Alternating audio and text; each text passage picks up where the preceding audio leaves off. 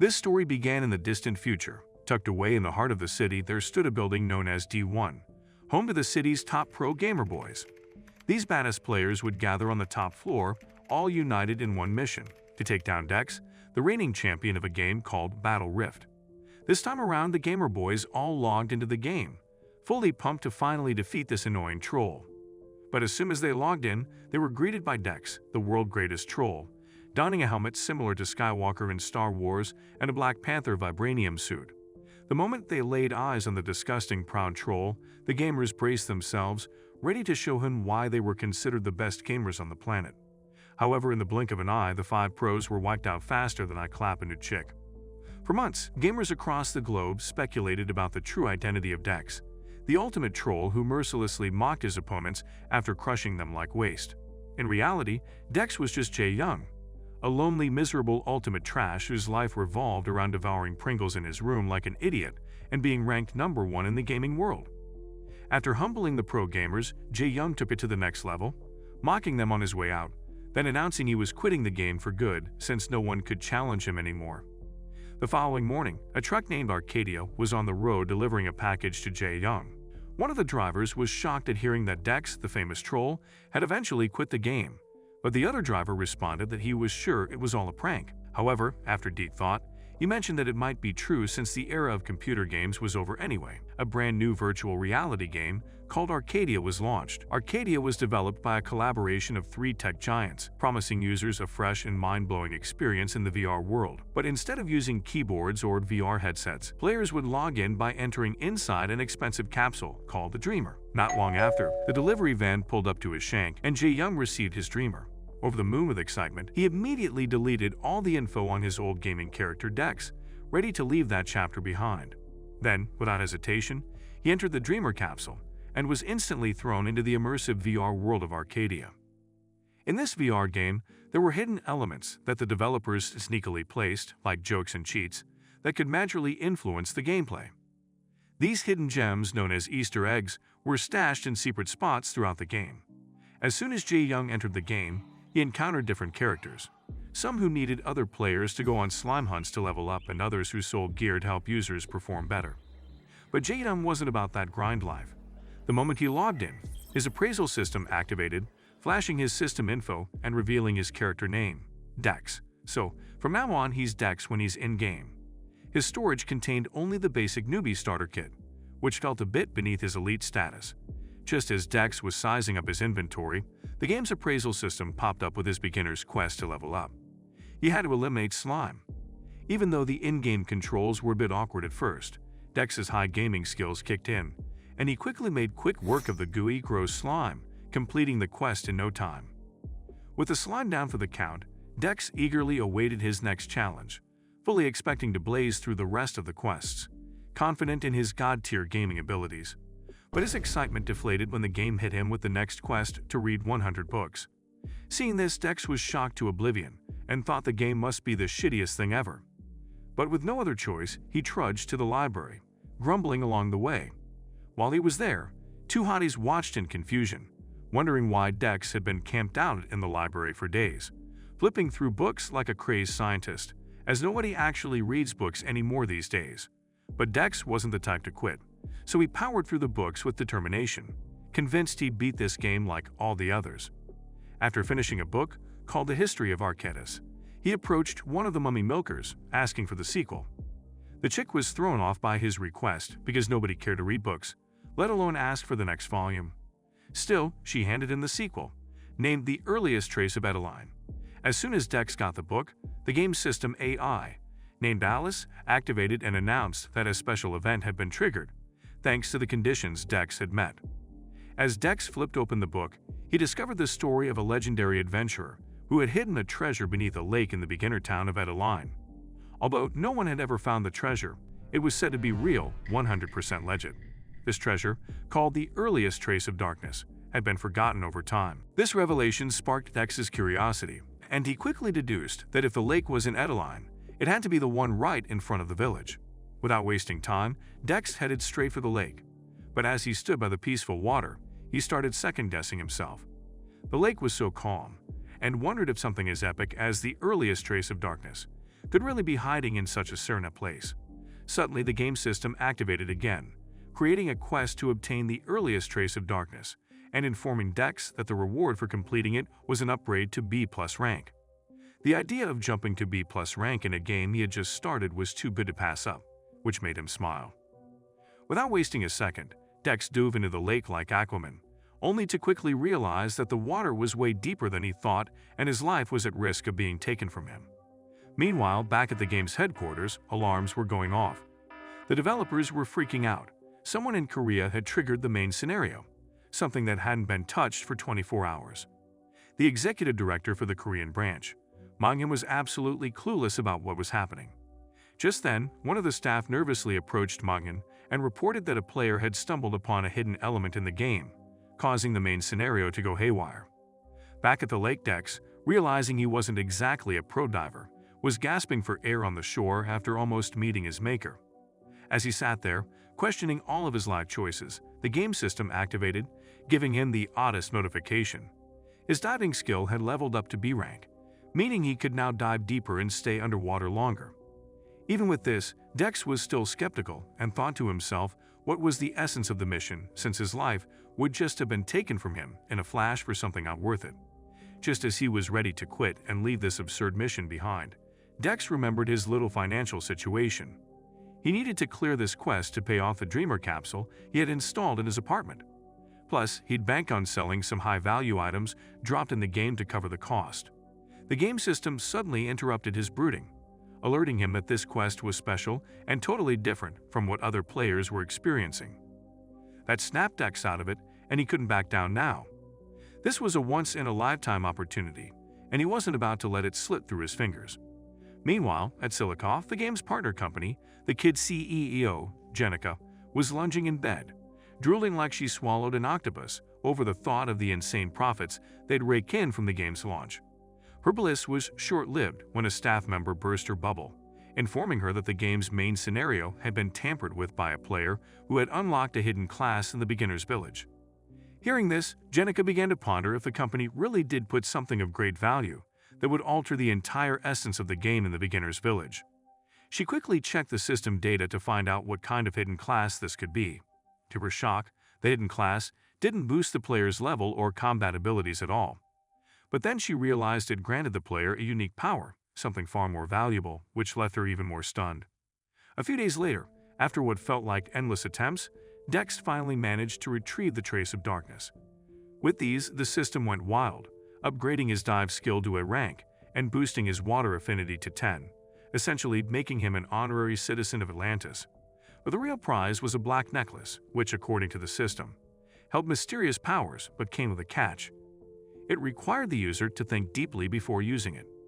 Naturally, this cryptic warning only made Dex more curious, wondering what kind of power could be so dangerous that the system felt the need to throw in such a caution. Right as Dex was pondering, the system interface popped up, asking him if he wanted to use the black necklace. Dex, of course, clicked yes without hesitation, but the system became a pain in the ass and wouldn't leave him alone. It kept asking if he was absolutely sure. Frustrated, Dex kept confirming, but the system persisted, driving him nuts until he finally snapped, yelling at the useless system to stop acting like his deadbeat, nagging mother, and just accept his choice. But the system silenced him, telling him to stop screaming like a cheerleader. The system explained that the repeated warnings were to ensure Dex wasn't making a rash decision. After all, this was a serious power. Once Dex confirmed for the final time, the system gave him one last chance to back out, reminding him there would be no turning back. Suddenly, a blinding light erupted, nearly frying Dex's eyes. As the light cleared, the system announced that Dex had been upgraded to the Bard of Anarchy. His leveling system had been deleted, and a new mission had been added. The mission was simple, and it was to isekai every beginner player in the game who had failed to level up. And just to add to the insanity, Dex had 6 days to pull it off. The revelation hit Dex like a truck, leaving him completely shell-shocked, wondering what kind of twisted game he had just signed up for. With that, Dex headed to the beginner hunting ground, where a bunch of clueless losers were busy whacking slimes and scooping up drop items, grinding away to level up and earn a little cash. Dex crouched in the bushes, eyes locked on 2 particularly delusional noobs who seemed way too happy about hacking slimes all day. These 2 morons had even planned to spend the whole weekend slime slaying. But before this moment, an hour earlier, Dex had actually tried to delete his character, because the system basically wanted him to go full maniac, isekaiing every beginner player in sight. However, the system wouldn't let him. To make matters worse, it rubbed salt in the wound by telling Dex that he couldn't level up like the rest of the players. He was stuck at the bottom of the mountain, watching everyone else climb to the top, while he remained a low-level player. As he lay on the grass, Dex regretted ever accepting that stupid black necklace. He thought about how easy it used to be to troll people and ruin their game, but now he had to be a full-on mass murderer. After mulling it over for a while, a light bulb flickered in his dark head. He checked the game system to see if there was anything at all, that could help. That's when he found something interesting, a skill called plausibility with a score of 0. Curious, Dex clicked it for more info. It turned out that his plausibility skill allowed him to mess with the game world however he liked, twisting the rules to suit his needs. Seeing this, Dex's brain started working overtime, wondering how he could use this to his advantage. Then the system rudely interrupted, reminding him about the isekai mission and warning him that time was running out. Back to the present, Dex kept an eye on the two oblivious, pathetic noobs, laughing and giggling over their slime slaying, completely unaware their lives would soon be erased from existence. Dex hesitated for a second, as mass murder wasn't his first career choice, but with no other option, he summoned his glowing blade and felt they should not take it personally since it was just a game, and everybody would be fine eventually. Just as he was about to strike, Dex stopped dead in his tracks. Turns out he wasn't the only one planning to turn these noobs into afterlife fodder. 3 disgusting runts crashed the scene. One of them, an overgrown rat with an afro, punched one of the beginners square in the jaw, sending him sprawling to the ground. The other disgusting online bullies were just as charming. One looked like a mistake of nature, while the other had a face of a spaghetti that had been abandoned for days. They started harassing the noobs, asking why they were hunting slimes on their turf without permission. One of the beginners, a girl with more guts than sense, snapped back, telling the bullies to get lost since the hunting ground was public and nobody could claim it. This didn't sit well with the bullies, who decided it was time to teach her a lesson she'd never forget. Realizing she was toast, the little white-haired girl began begging for help from the other players around. But of course, there were a bunch of cowardly sissies too afraid to step in. Hearing her plead, the bullies laughed like it was the funniest thing they'd ever heard. They told her nobody was going to save her because, in the game world, there were no rules. Just then, the useless bullies told the noobs everything would be just fine when they met their maker, which would be soon. Just as the bullies were about to deal the final blow, Dex pulled a Matrix-level move. He sliced through the leg of the afro-fat rat bully like Fruit Ninja, causing the idiot to scream like a girl lost in the woods. Not stopping there, Dex unleashed a devastating combo, eliminating all 3 bullies in one smooth strike. With these, the system chimed in, rewarding Dex with 1 point of plausibility for each isekai he completed. The noobs, clueless as ever, started thanking Dex like he was their savior. Little did they know, the real danger was standing right in front of them. Dex grinned, telling them there was no need for thanks. He'd saved them only so he could be the one to wipe them out. Dex then flashed a chilling smile, telling them not to be resentful, that it was just a game.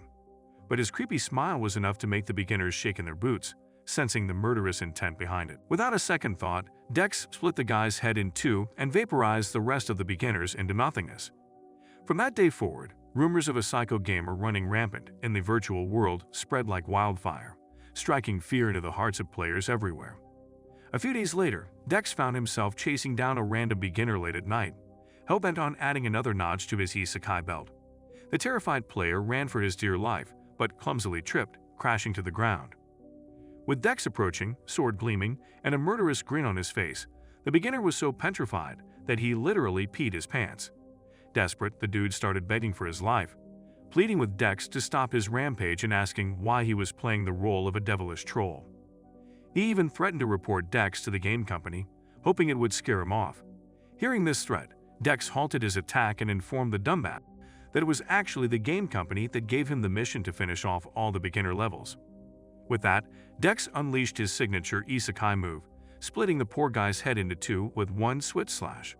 As the system chimed in, adding yet another plausibility point to his growing tally, Dex barely blinked, now used to the routine slaughter.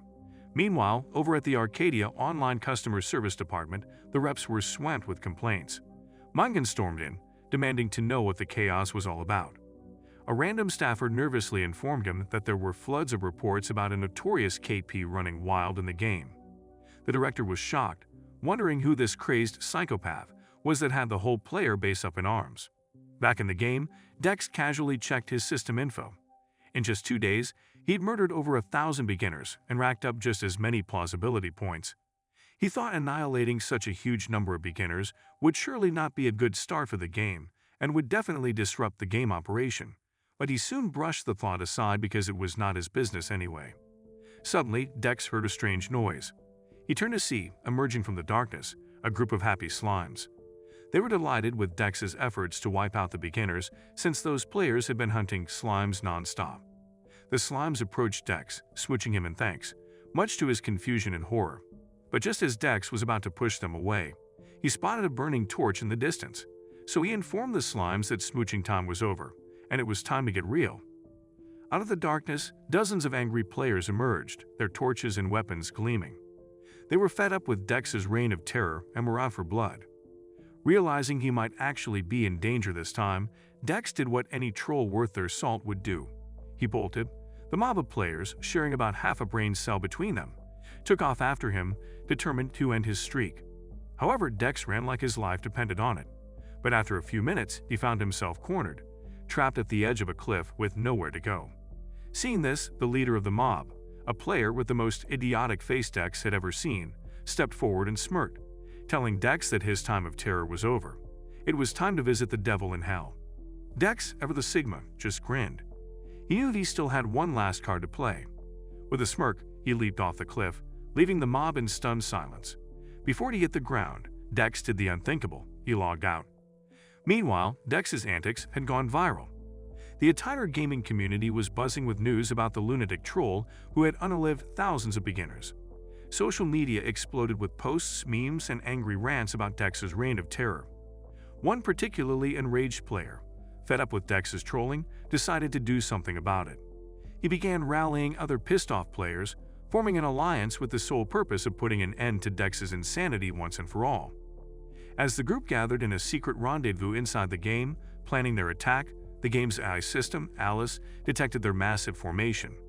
Sensing a large-scale conflict brewing, Alice triggered a brand new quest, not just for the Alliance but for every single player in the game. The quest was simple. Catch the beginner's serial assassin in the slime colony. The creation of this new quest alerted the quest and planning design management team of the Korean Arcadian camp. They were shocked and wondered how it was possible that a new quest was created and given to all users of the game. The director of the quest design team, a dude with a face that scared kids named Tae-hoon, yelled at the entire team to find the cause of why the entire game had turned into a freaky show. Tae-hoon found it unbelievable that nearly 2 days before the launching of the game, a weird quest that involved the entire player had started, and they, as the design team, knew nothing about it. Confused and disoriented, Tae-hoon grabbed his iPad in a bid to find what might have been the cause for such a disruption to the game system. Just then, he stumbled upon a video on YouTube with a picture of Dex as the thumbnail, talking about the beginner murderer. He immediately asked a junior staff, whose head was bigger than Megamind's, who the heck was the beginner murderer. The staff revealed that an idiot was on a rampage, going about taking the lives of beginners in the hunting ground where the slime colony was found. Hearing this, Tae-hoon then asked for the beginner murderer's information, where he lived, and what he does for a living. The staff informed him that he tried checking out the stats of the PK, but there was a restriction on that information at the headquarters. Tae-hoon instantly became worried and wondered why the headquarters were going to such lengths to conceal the troll's information.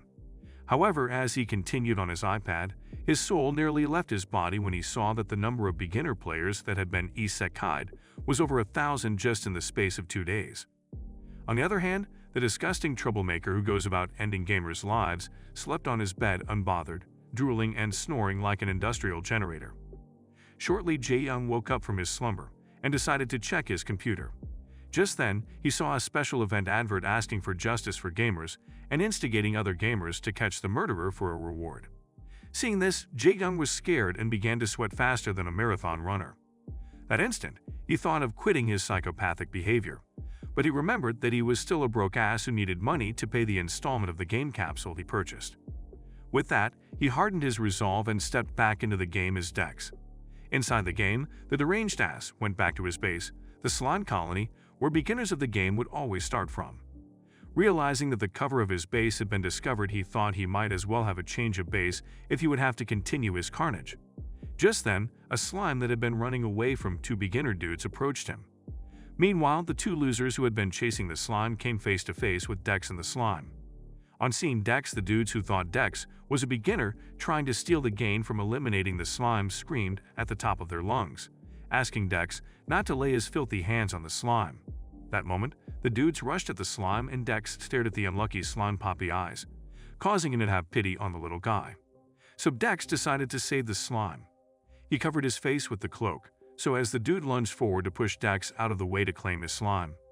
Dex thought it would be best to use the to clear his name as the beginner murderer. Just then, Dex fell to the ground, holding his hand, and began to scream that the dude was the infamous beginner assassin and he had come to eliminate him. Hearing that the PK had been found, the other gamers around rushed at the dude to gain the reward. The dude tried telling the crowd that Dex was the PK, but Dex had screamed already, and the crowd didn't care what the fool had to say. So they all charged at him and his partner in a bid to get the reward. Meanwhile, Dex escaped with the slime, saving the slime's life. The slime immediately began to cozy up to him, which made the system interface pop up, informing him of his closeness to the slime race. The system also pointed out that his closeness with the slime race had reached the maximum level, and because of that, he had earned the title of a friend of slimes. Hearing this, Dex assumed his closeness with the little asses meant nothing because they were just insignificant level 1 slimes with no unique ability. However, at that moment, the system notified him that he had met the requirement for plausibility. Because he had formed a close relationship with the slime race, he had acquired the ability to use his plausibility on the slime. Hearing this good news made Dex smile like an evil villain, and without wasting a second, he unleashed his plausibility on the slime. Amidst a bright burning flame, the basic stats of the slime changed. At that moment, the slime transformed into a brutal level 15 slime with red menacing eyes. In most RPGs, players need to take down monsters, and among them are what's known as beginner hunts. These creatures serve as easy practice for newbies. In Arcadia, the designated punching bag for beginners is the slime. But with Dex cranking up the slime's level using his plausibility skill, it had become impossible for beginners to hunt them anymore. Social media was blowing up with complaints about how Arcadia had become a nightmare for fresh players, most of them getting wrecked by overpowered slimes. Newbies who entered the game were greeted by slimes that looked cute at first glance. But the moment they attacked, those adorable slimes would rush at them and wipe them out in a single hit. Meanwhile, the group that had earlier tried to ambush Dex found themselves under siege by these monster slimes, and Dex, chilling on a mountaintop, watched the chaos unfold. As the slimes went on the attack, Dex couldn't help but wonder why the once docile creatures, who only fought back when provoked, had suddenly gone full aggro. The group quickly found themselves surrounded, and their green-haired leader got blindsided by a slime that came down on him with a brutal overhead strike, erasing him from existence in one blow. The rest of the group stood there stunned, not believing that their worthless leader had just been skinned alive by a freaking slime. But the slimes weren't done. They turned on the remaining team members and overwhelmed them, leaving no chance of escape. As Dex watched, the system notified him that with every beginner the slimes eliminated, his plausibility points were increasing. Watching his score climb a second, Dex was beyond thrilled. This was turning out to be the best thing ever. 2 hours later, the system pinged him again. His plausibility had skyrocketed past 3,000 and then 4,000 points, and he still had 3 days left on the mission. Grateful for the boost, Dex thought about leveling up his slime babies even further, but the system informed him they had already maxed out.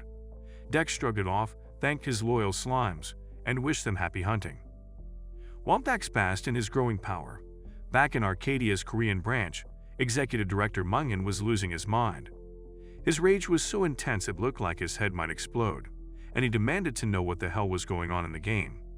The game moderators were so terrified they were shaking in their boots. One brave soul, legs trembling, stepped forward and explained that the slimes had become absurdly overpowered, over 10 times stronger than they should have been. Manhwa, stunned by the news, asked the guy how much HP a typical beginner had upon entering the game. The moderator told him an average newbie starts with 100 HP. Putting two and two together, Manhwa quickly realized that with the slimes now cranked up to their current levels, they could one-shot any beginner before the game even had a chance to start. Realizing how deep in the mud things had gotten, Manhwa knew something was seriously wrong, and he couldn't just stand by and watch the game fall apart. Determined to figure out what was going on himself, Manhwa stormed into the inner room where the game capsules were kept. Without wasting any time, he climbed into one, activated it, and immersed himself in the Arcadian world to check out the disaster unfolding firsthand. At the slime habitat, known as the beginner's hunting ground, Dex grew uneasy because the place was deserted. There wasn't a single beginner in sight. The system then notified him that over 9,000 beginners had been unalived by him, with just 1 day left before the mission deadline. Dex speculated that the reason the hunting ground was empty might be due to rumors spreading about its danger, with warnings that the hunter becomes the hunted. As a result, all weekend beginners had been advised to steer clear. The only players who now frequented the area were those around level 15, who could easily defeat the slimes without much effort. Suddenly, the system interface popped up, informing Dex that he had successfully eliminated 10,000 beginners, a feat almost unheard of in the game. Because of this, he was awarded the title the Beginner Eliminator, and along with it, an intermediate gift. In a flash, a golden chest materialized with the option to accept the reward. Thrilled, Dex eagerly chose to accept. At that moment, a neon light burst forth, nearly blinding him, and out of the light emerged a black cosmic orb. The orb crackled with electric energy before splitting in two. The system then revealed that Dex had just acquired a familiar. In an instant, a pale, ugly-looking demonic creature appeared, demanding to know who had summoned him.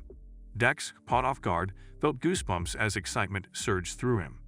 The system quickly informed him that he had just summoned the Monarch of Chaos, the Demon King, Satan himself.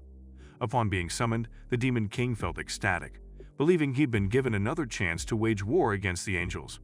However, he quickly realized his current form was so unimposing he could easily be mistaken for a rat. Annoyed, the Demon King wondered why he had been summoned looking shorter than Kevin Hart. Spotting Dex, the Demon King assumed he must be the fool responsible for summoning him. Dex, however, explained that the game itself had summoned him to be his familiar. Furious, the little Demon King grumbled about being forced into a contract without his consent. Accepting his situation, he reluctantly acknowledged that since the game had bound them together, they had no choice but to cooperate. With a sigh, the Demon King floated over and used Dex's big head like his couch.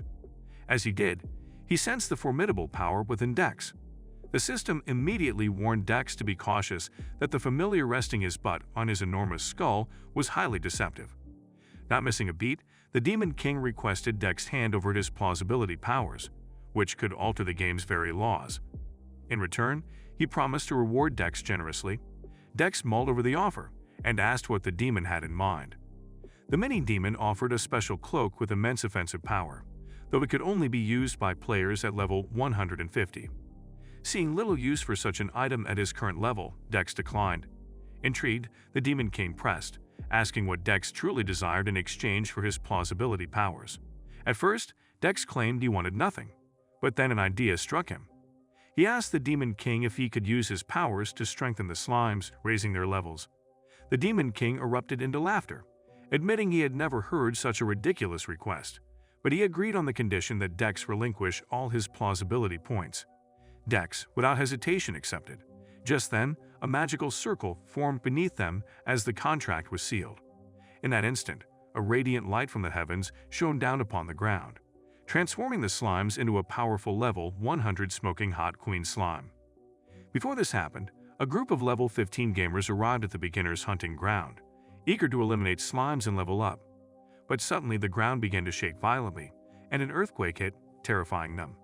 Confused and alarmed, they tried to figure out what was going on when they noticed a group of slimes radiating a dark, ominous aura.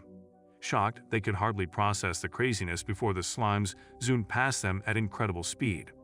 The slimes gathered together, merging into a new form right before their eyes. At that exact moment, every gamer in Arcadia witnessed the system interface flash across their screens. A message appeared, revealing that the once peaceful slimes had been slaughtered by humans for no reason, and the era of peace was over. It further explained that many slimes had sacrificed themselves to the rise of a powerful ruler to lead their kind. Just then, the slimes finished merging and transformed into a massive level 100 queen slime. With a single deafening roar, the earth quaked, and trees were ripped from the ground by a powerful windstorm. The gamers at the hunting ground found themselves trapped as the trees crashed down, crushing many of them.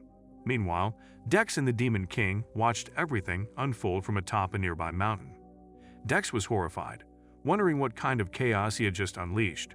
In contrast, the Demon King was thrilled, laughing at the destruction caused by his handiwork. A fierce windstorm swept them backward, only adding to the Demon King's delight as he marveled at the fierce queen slime he had created. He boasted about how he had turned one of the weakest creatures into a fearsome monster with an insatiable thirst for revenge. Curious, Dex asked the Demon King what he meant by revenge. The demon casually explained that, since humans had been slaughtering slimes without mercy, he had awakened their thirst for vengeance using some of the plausibility points Dex had given him. Hearing this, Dex was shocked. He had never expected things to escalate like this. Meanwhile, the freaking Queen Slime, leading an army of slimes, advanced toward the beginner's village. Desperate to stop her, the gamers formed defensive lines, but the slimes tore through them with no issue, ending one player after another with ease. The system interface popped up once again, this time announcing that the original quest to defeat the beginner eliminator had been deleted. In its place, a new quest appeared: defeat the giant Queen Slime and protect the beginner's town. The system also warned that they must protect the town's guardian crystal or the entire village would be destroyed. As the loud thud of the Queen Slime's approach echoed through the land, the gamers were scared for their pathetic, worthless lives. Meanwhile, the Demon King slyly asked Dex if he intended to just sit around, slacking off, and let the action pass him by. The scummy little runt urged Dex to destroy the beginner's guardian crystal and put an end to everything.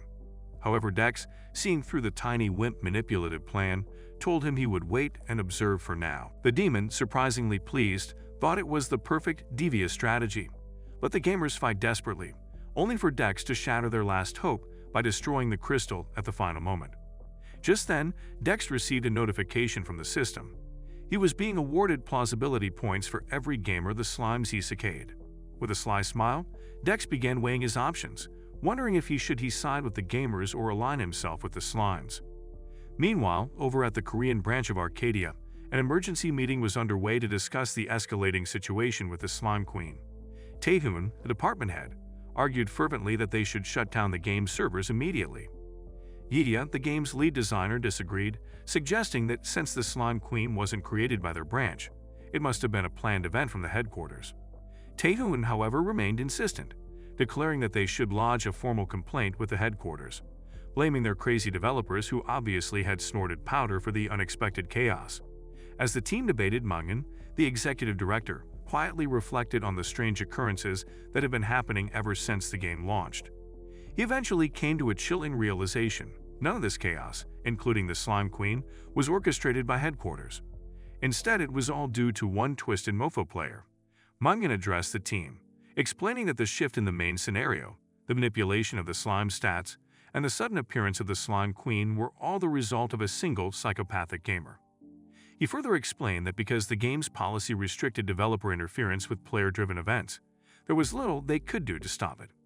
Back in the game, the beginner's town had turned into a war zone, engulfed in flames as the battle between the slimes and the gamers intensified. Higher-level players from across Arcadia had joined the fight, even seasoned adventurers, though they weren't officially part of the initial quest.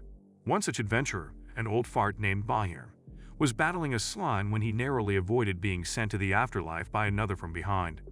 A blonde-haired adventurer, obviously wondering why the old disgusting man was in a Gen Z game, yelled at the old, scrawny man to retreat, warning him not to throw his useless life away. Grateful for the warning, Bahir pulled back before he joined his ancestors in hell and found shelter in a nearby building. Panting, he thanked the young man for saving his life. But the young adventurer, with a serious expression, simply replied that he did what he had to for the Old People's Association. Bahir, impressed by his bravery, said the young man reminded him of a legendary warrior who always helped others in battle. He then invited the young adventurer to meet him again in the game, promising to show him his grandfather's diary, which chronicled the warrior's deeds. As the blonde-haired adventurer prepared to leave, his system interface popped up, informing him that he had unlocked a hidden quest titled Savior. Elated, since he had only ever heard rumors of such quests. He eagerly accepted and promised Bahir he would return to hear more about the legendary warrior. 3 days later, the tide of battle had shifted unexpectedly. Despite the heavy losses, the gamers refused to surrender. High-level players from across Arcadia continued to pour into the beginner's town to aid in the fight. The system began rewarding players who had eliminated over 1,000 slimes, granting them the title of Slime Slaughterer and boosting their abilities. This newfound hope rallied the gamers, and they raised banners ready for the final push against the slimes. Meanwhile, Dex and his demonic lackey continued to watch the chaos unfold from their mountaintop perch, observing everything in full 4D. By now, the number of eliminated beginners had skyrocketed to over 32,000, earning Dex even more plausibility points. With this, the mini-devil was excited that the mayhem Dex was unleashing on the game world, and thought that he didn't have to do much with evil people like Dex in the world. Overfilled with so much joy, the pocket-sized devil smacked Dex in the head, saying he loved how his big head was just filled with evil and nothing else. Curious about Dex's next move, Little Demon King asked what his next evil plan was, reminding him that the gamers were becoming increasingly persistent. If Dex didn't act soon, the humans would likely win the war against the slimes. Smirking like the master troll he was, Dex activated his game system. With a malicious grin, he summoned his malevolent cloak and declared it was time to pick a side. With a resolute voice, Dex announced that from this moment on, they would fight alongside the slimes. As Dex cemented his allegiance, Mungan, back in the real world, traveled to Arcadia's headquarters. There he went straight to the CEO's office, pleading with the CEO, Li Maiyun, with massive vanilla buns to intervene and stop the ongoing quest before things spiraled further out of control. Back in the game, the Slime Raid quest had just 1 week left before it expired. Gamers only needed to hold out a little longer and protect the Guardian Crystal at the center of the town for a few more minutes. This gave them a burst of confidence, especially since the slimes had been eerily quiet for some time. With only 10 minutes left, they could already taste victory. The excitement in the air was palpable as they felt the end was near, but their hopes were shattered when the sky suddenly turned a blood-red hue. Moments later, the giant slime queen approached the town's entrance, with Dex using her head as his podium, the perfect image of a villain. As the monstrous slime queen advanced, a blonde gamer rallied the others, urging them not to be afraid and to hold their ground. But the slime queen let out a menacing squelch, activated Hulk mode, and slammed the ground with her slimy hands, summoning a horde of monster slimes that attacked the gamers without hesitation. Chaos erupted as the weaker players fled in terror, ignoring Uncle Pink Lip's desperate shouts to stand and fight. Before the dude could finish his defiant speech, the slime queen crushed his ugly head in a matter of seconds with a single blow. Not long after, another orange-haired player, trying to play the role of the protagonist, rallied the remaining gamers. He instructed them to maintain their formation, not to try and annihilate the slime queen but simply to distract her for a few more minutes. The objective was clear: protect the Guardian Crystal at all costs. Inspired by his words, the gamers' morale soared, and they raised their weapons in a unified chant for victory. The orange-haired gamer, now overconfident, posed dramatically, seeing himself as the town's savior. With just seconds left in the raid, the Slime Queen finally breached the town gates, but the gamers held strong, maintaining their formation and fending her off from the crystal. As the final 10 seconds of the countdown began, the Slime Queen struck the ground once more, summoning another wave of monster slimes. This shattered the gamers' formation, sending them flying like insects. Realizing the formation had collapsed, the red-haired Goku wannabe protagonist attempted a last-ditch aerial attack against the Slime Queen. However, he was effortlessly repelled by her impenetrable barrier. With only 3 seconds remaining, the red-haired gamer laughed, mocking the Slime Queen, certain she had lost. Meanwhile, back at headquarters, Lady Confessor's CEO explained to Mungan that there was no way to stop the raid. The game was a self-simulating system, and while they managed the game, they were not the gods of Arcadia. In the game world, with 1 second left, the red-haired gamer sat confidently on the fountain that housed the Guardian Crystal, convinced they had won. But as the countdown hit 0, his triumphant smirk vanished when the system interface appeared, announcing that the Guardian Crystal had been destroyed and the mission had failed. Stunned, he turned to the crystal, his heart sinking. To his horror, he saw Dex standing over the shattered stone, sword in hand. The realization hit him. Dex had crushed the crystal, not the slimes. Before the F-boy could say a word, Dex swiftly knocked him out with a good old chop to the neck. At the same time, two other gamers rushed to the scene, hoping the system message was wrong. But as they arrived, they were shocked to death when they saw the truth. It wasn't the slimes that destroyed the Guardian Crystal. It was a gamer, one of their own. Seeing this, the femboys were furious beyond belief. They couldn't fathom why Dex, a fellow player, would destroy the beginner Crystal Stone. They yelled at him, calling him a disgusting troll, and unsheathed their weapons, charging at him with the intent of beating his brains out. But Dex just smiled and, in a calm voice, told them this wasn't the time for pointless fights. His nonchalant attitude shocked the femboys, freezing them in their tracks. At that moment, the system interface appeared, informing all players that the beginner village had been permanently destroyed.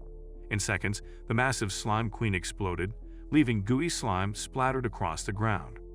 Before their eyes, the entire beginner village was engulfed in flames, descending into utter chaos. The gooey slime began to levitate, merging into terrifying mega slimes that sent a wave of fear through the gamers.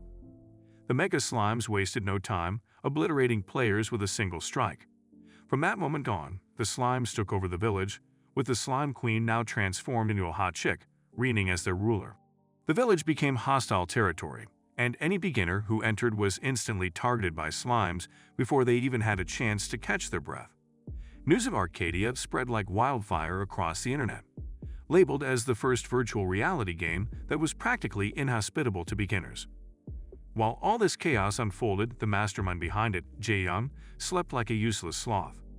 When he eventually woke up, he checked his phone and saw the news of the havoc he'd caused. Social media was flooded with comments about him, but Jae-young didn't care.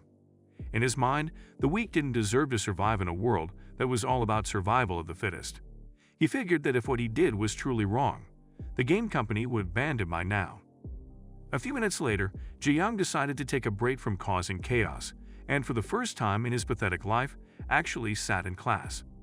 He peeked at the phone of the guy sitting next to him, and noticed he was watching a trending video on YouTube showing Dex wreaking havoc in Arcadia. Panic set in as Jae-young feared being recognized as Dex, and he started sweating profusely. The cook loser noticed Jae-young peeking at his phone and asked if his sanity was still with him. Jae-young tried to act normal, saying the video had caught his attention. The dude with his cooked face, introducing himself as Jae-young, started rambling about the beginner eliminator in the game, which made Jae-young's heart race faster than a ninja in a foot race. At the Arcadia headquarters, CEO Lee Mayan, the smoking baddie and unbothered executive, watched the video of the beginner village's destruction on her phone. Rather than being alarmed, she remained as cool as the North Pole. With a sip of her coffee, she felt a small sense of delight in the chaos. After all, the frenzy had catapulted Arcadia into the limelight, boosting its popularity. She was intrigued by the gamer responsible for all this madness and grew eager to discover the Sigma causing the ruckus in the game. Back at the university, Jae-gyu noticed Jae-young looking like he'd just seen a ghost and wondered why his face was even uglier than usual. Assuming Jae-young was clueless about Arcadia, Jae-gyu launched into an enthusiastic speech about the game, unaware that the guy sitting next to him was the very troll who had destroyed the beginner village. Jae-young sat there, praying that Jae-gyu wouldn't figure out the truth. When Jae-gyu noticed Jae-young's silence, he asked if he was being too much of a chatterbox. Later, the newly admitted computer engineering students gathered for orientation. Professor Tae-hoon, one of the lecturers, welcomed them and gave a boring speech about the future of computer engineering, focusing on the rise of virtual reality. He mentioned Arcadia as a groundbreaking game that had revolutionized the VR industry. Tae-hoon even announced that the university had renamed the department from computer engineering to virtual reality engineering to reflect the evolving industry. After the orientation, Jae-young had lunch with Jae-young, who, unsurprisingly, continued rambling about Arcadia. Jae-young almost choked on his food from trying to suppress his frustration. During their conversation, Jae-young asked if Jae-young played Arcadia. Trying to maintain his cover, Jae-young flat out denied it, claiming he was too broke to afford the game capsule. Jae-young, missing all the clues, offered to guide him through the game whenever he joined, bragging about his status as a mafia boss in the virtual world. Several hours later, Jae-young finally logged into Arcadia as Dex. The moment he did, his tiny satanic sidekick greeted him with irritation, annoyed at how long he had taken in the real world.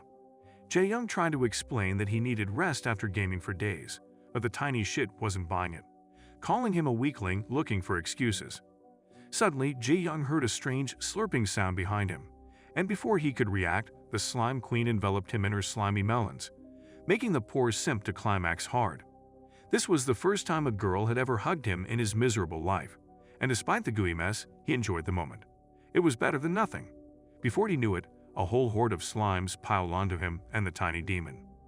The system interface then informed Jae-young that the slime queen and her slimes were eternally grateful to him for driving away the humans and giving them a place to call their own.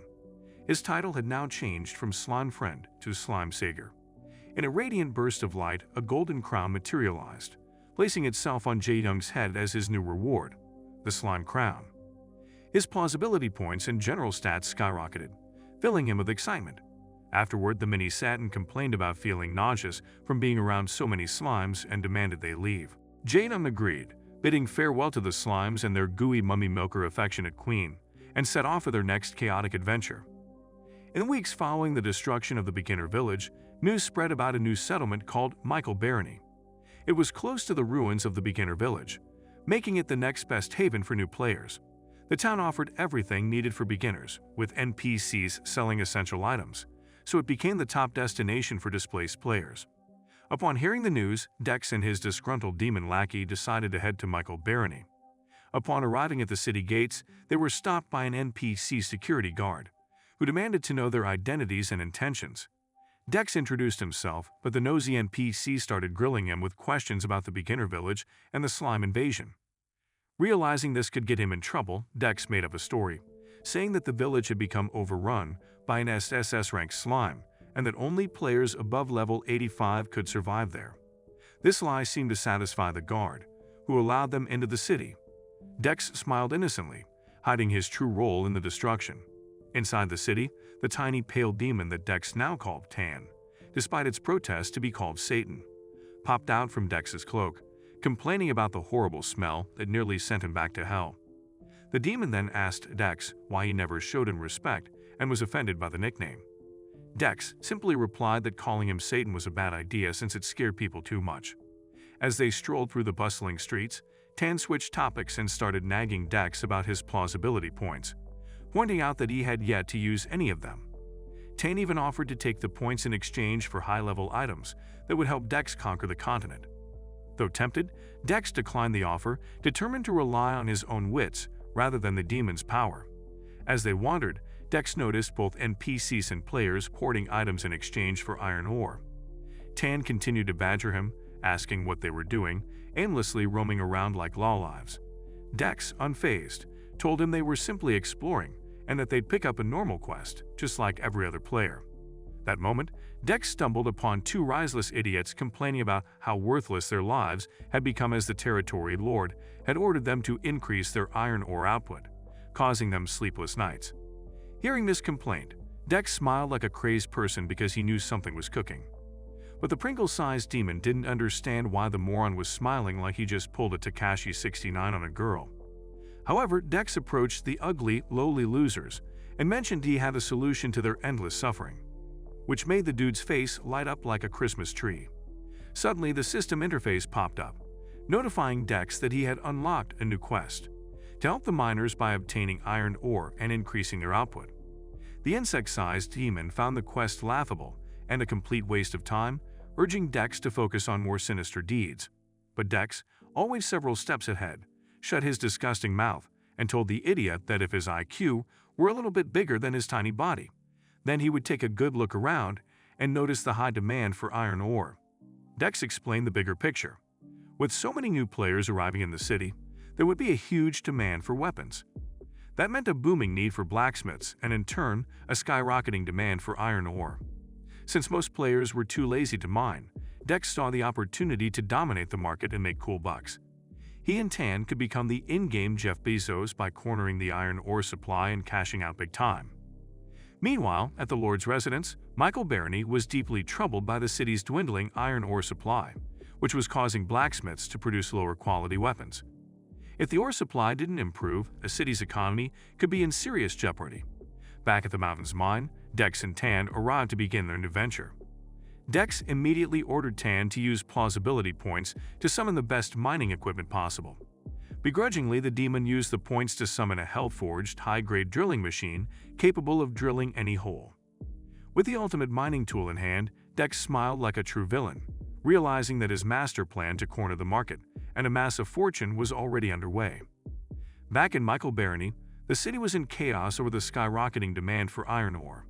Two baddies purchased daggers from local merchants, plotting to unalive their boyfriends in their sleep. Simultaneously, a frustrated blondie screamed at the top of her lungs about needing iron ore to complete her quest. A green-haired player approached her, advising her not to bother with the mining quest as it was impossible to complete. Meanwhile, two blacksmiths, Aiden and Cashin, were pissed to oblivion at the fact that the adventurers had bought all the iron ore to make low-grade weapons. Cashin was agitated that the adventurers would come to the town and then claim to be artisans and masters, taking their jobs from them. Despite their frustrations, they clung to hope that the baroness would intervene. Mikhail Barony, like any world, operated on the principles of supply and demand, and iron ore had become the city's most prized commodity. The lack of supply drove prices through the roof, causing NPCs and players to become frantic.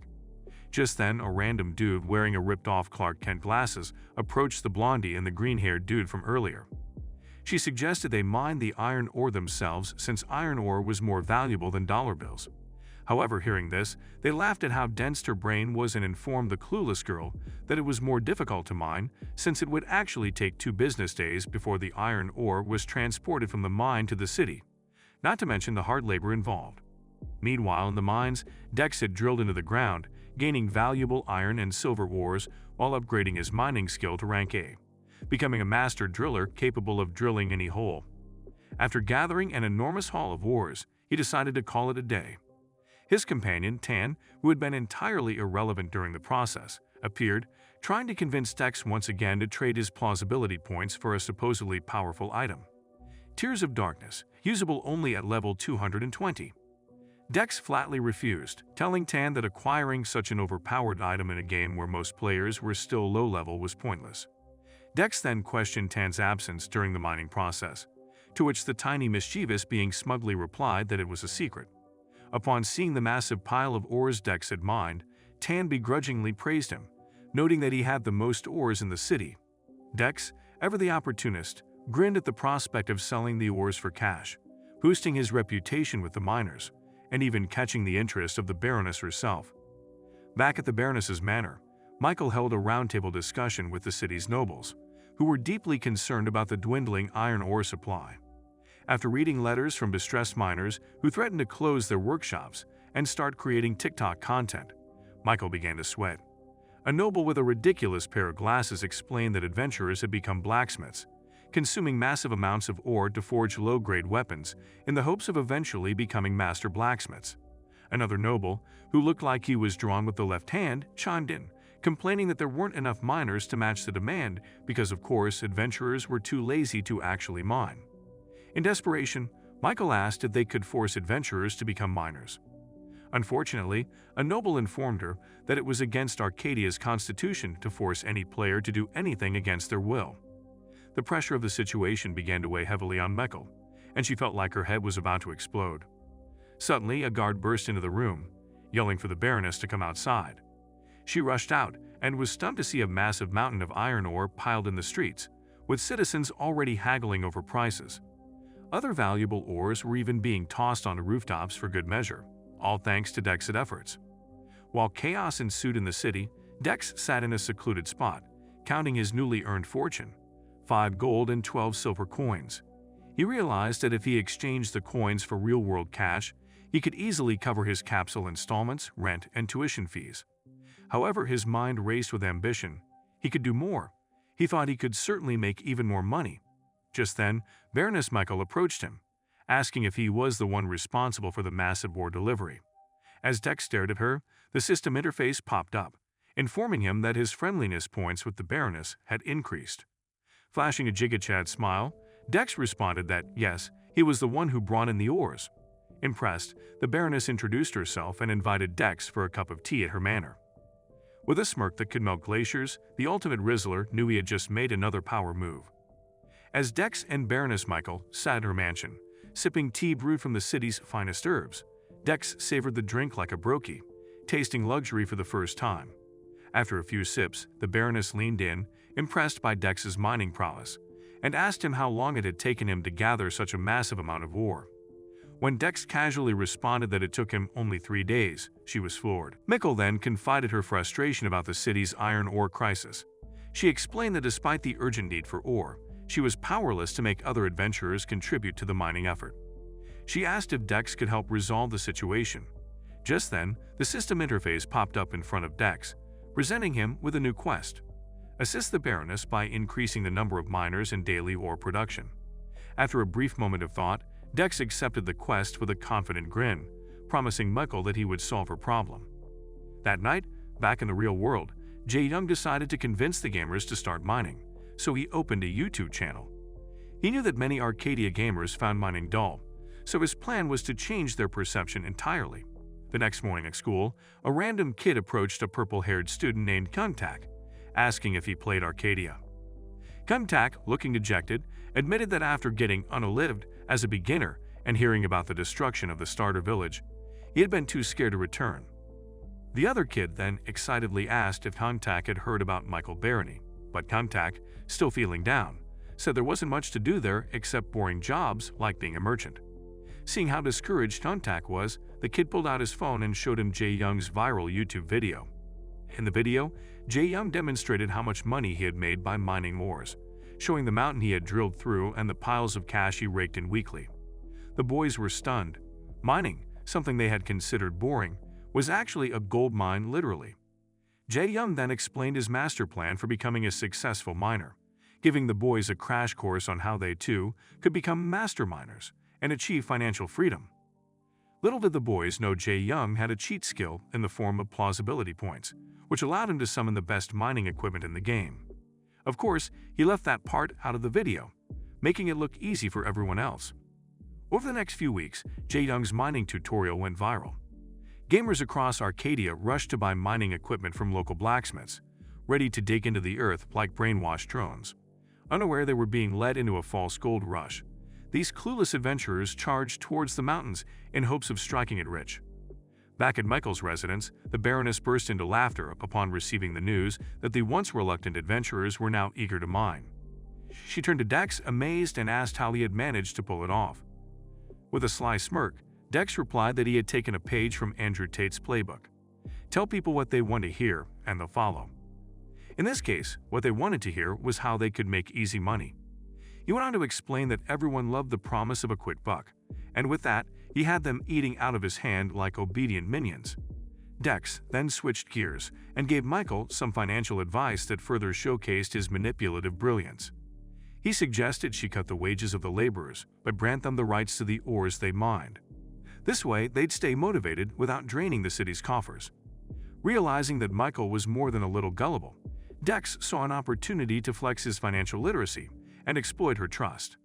The baroness, still baffled by the surge in iron ore prices, asked if they should lower the cost. But Dex advised her to keep the prices high. After all, those who truly needed iron ore would pay whatever it took. Those who complained could mine it themselves. Impressed by his cold logic, Mikhail, who was clearly losing her senses, begged Dex to become her personal financial advisor. She even offered to pay him handsomely or give him a free lap dance with no plot armor. The top D, staying cool under pressure, declined the offer, stating that while tempting, he had other adventures to pursue. Mikhail, now realizing her desperation, apologized for her boldness.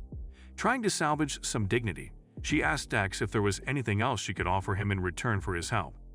At that moment, Dex knew he had her exactly where he wanted her, wrapped around his finger. With a calculated grin, he handed her a paper wrapped in a ribbon. Mikhail unwrapped it and read Dex's sinister business proposal. It was simple but devious. Dex wanted 10% of the total profit from the city's entire mining operation. He understood that he couldn't achieve the riches he desired by working alone, so his plan was to create a system where other gamers mined for him, turning him into the ultimate boss at the top of a pyramid of exploited laborers. 1,000 years ago, a devastating war shook the heavens and the earth, the holy demonic great war between the angels and Satan. The battle ravaged nature itself, with a female angel descended from Mikhail annihilating Satan with a divine spear named Muspelheim. The ancient war had taken place in the very city Dex and Tan now walked through. making the surroundings eerily familiar to Tan and triggering nightmares of the battle. As Dex and his demonic imp strolled through the bustling city, where every gamer was either looking for a team to mine the dungeon or hunting for the best drilling machine, Tan asked about Dex's business deal with the baroness, Mikhail. Dex shot him a cold look and teased, saying that he and the baroness were planning to grind his tiny sausage into minced meat. Ignoring the silly question, Dex instead gave Tan a quick lesson. He explained that since mining was a low-paying job for most gamers without his unique tools, hinting at his den destroyer, he needed another income source. Dex revealed that he planned to sell entrance tickets to the mine for 1 gold coin each. If someone couldn't afford it, they could go feed pigs. Tan was stunned, unable to believe what he was hearing. He had never encountered someone as cold-hearted as Dex, who would charge such a high price. But Dex shrugged off Tan's reaction, saying it was the best way to make money with minimal effort. Tan, now fully realizing Dex's lack of empathy and his ruthless ambition, thought to himself that Dex was the perfect master for him. With that in mind, Tan decided it was time to show Dex the place he'd been sneaking off to. Later, Tan led Dex to a hidden spot beneath the mountain, where they found a massive sealed red gate. Tan explained that this was an ancient mine he had visited before and urged Dex to open the gate. As Dex examined the area, he noticed that while everything around the mine seemed ancient and abandoned, the metal of the sealed gate looked brand new, as if preserved by magic. Dex then tried to open the gate, but the system alerted him that the gate was sealed with powerful magic beyond his level. It also informed him that he could report the mine's location to the baroness for a special reward. Dex turned to Tan and suggested they leave, given the gate's magical barrier. Tan immediately flew into a rage, calling Dex a dumbass for not realizing that this was why he brought him here in the first place, to use his unique abilities to open the gate. Confused, Dex asked what abilities Tan was referring to. Tan explained, frustrated that with Dex's plausibility powers, he was practically a god in Arcadia and could bend reality to his will. Dex still didn't fully grasp what the heck Tan was talking about, so the enraged imp screamed at the mushroom head, explaining that with his powers, Dex could do anything. Finally, Dex began to understand that his plausibility points could influence any NPC in the game and manipulate the world as he pleased. Tan also revealed that Dex had the ability to accumulate plausibility at an astonishing rate. The little plausibility points Dex had given Tan would have taken him 500 years to gather on his own. Armed with this newfound knowledge, Dex approached the sealed gate again. Tan then reminded him that all it took was his will to open the gate. As Dex placed his hand on the door, a glowing magical sigil appeared, forming a triangular glyph. The system notified him that the seal was reacting to his presence, and that he could dispel the magic by consuming 15,000 plausibility points. The system then asked if he wanted to proceed. Dex hesitated, weighing whether to use up such a large amount of plausibility points. But the mystery behind the sealed gate was too tantalizing to resist. So he agreed and instructed the system to open the gate. Instantly, the magical seal was lifted, and the system informed him that he had discovered an unknown heavenly altar. During the Holy Demonic Great War, countless lives were lost, and the earth became a desolate wasteland of blood and bones. However, the World Tree used its powers to bring salvation to the planet. 1,000 years after the war's end, the memory of the devastation left many fearful, never wanting to experience such horror again. As a result, they left a stern warning to the boomer generation, urging them not to repeat the actions that could lead to another war. Suddenly, the system alerted that someone had intruded into the high stairs of heaven, triggering an emergency that caused a critical error in the quest system. Meanwhile, in the Arcadian Korean division, an urgent meeting was called to address the game's issues. Taehoon, the scenario team manager, informed his team, who were exhausted from 2 straight days of work and smelled worse than an anime convention, of the destruction of the beginner village and the corrupted quest that affected the game. He explained that the corruption was due to an intrusion into the Angel territory, located down the mountain.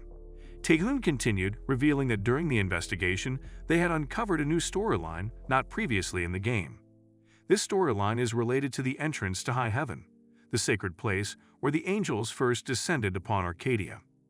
Executive Director Manhwa, shocked by the discovery of these hidden storylines, asked Taehoon the name of the corrupted quest affecting the game. Taehoon responded that the corrupted quest was called the Second Holy Demonic Great War. Hearing this, Manhwa nearly lost his soul, sweating profusely like a marathon runner. Back inside the high heavens staircase, Tan was elated, thinking he'd finally find a weapon or item to avenge his humiliation at the hands of the angels.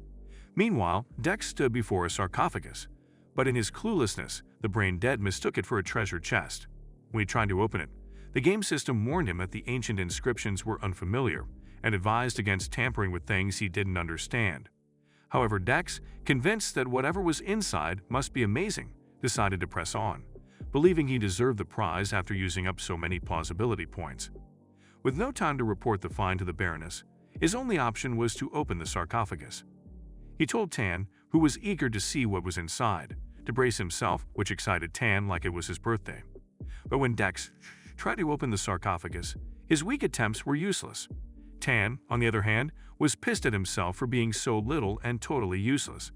The mention of a rock made Dex's 2 brain cells finally click. He suddenly recalled the den destroyer he used for mining. Activating it, Dex climbed onto the sarcophagus and drilled into it, obliterating the covering, leaving Tan stunned by his reckless audacity. Immediately, the system notified Dex that he had accomplished an extraordinary feat by destroying an ancient heavenly relic. His actions had caused a major uproar in heaven, making him have